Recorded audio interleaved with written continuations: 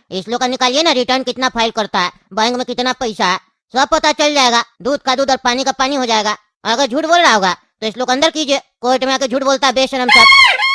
हाँ ये तो सही बोले आप। काहे जी, ये लोग तो अपना बेटा का कागज दिखा देंगे जो डॉक्टर इन लोग को दिया है कि इसका बेटा पागल है। आप सबूत दे पाइएगा कि आप 1-2 करोड़ रुपया महीना कमाते हैं? बोलिए, तभी हम आपके ऊपर विश्वास करेंगे। अरे देखिए जज साहब, एमएलसी साहब सही बोल रहा है, बिल्कुल सही बोल रहा है। सबूत तो देना पड़ेगा ना, पर हम लोग देंगे सबूत, कोई दिक्कत नहीं है। पापा डरते हैं सबूत देने में, हम देंगे सबूत। जिस तरीके से एमएलसी जी का बेटा 15-20 दिन पहले पागल हो गया ना, उसी तरीके से हम लोग अभी 15-20 दिन पहले ही बहुत बड़ा बड़ा ऑर्डर आना स्टार्ट हो गया है।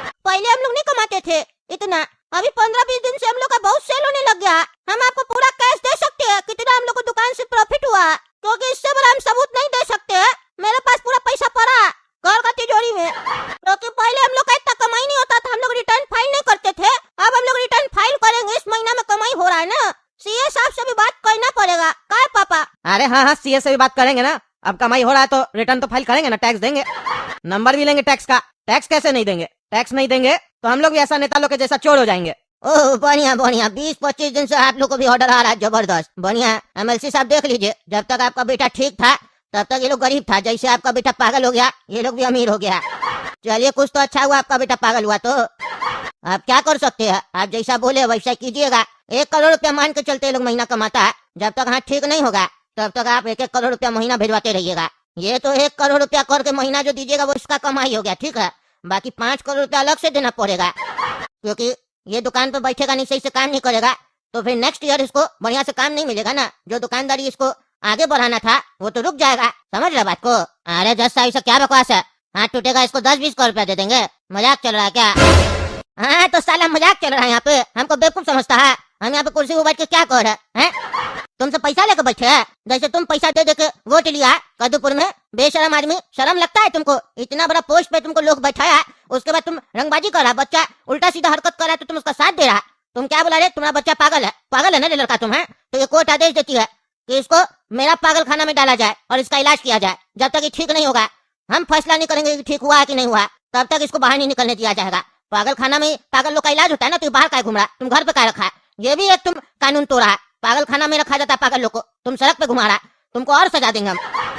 अरे जैसा हम पागल नहीं है, मेरे पापा हमको बोले थे ऐसा कोर्ट में बोलना, वकील साहब सिखाए थे, हमको पागल अगल खाना नहीं जाना है।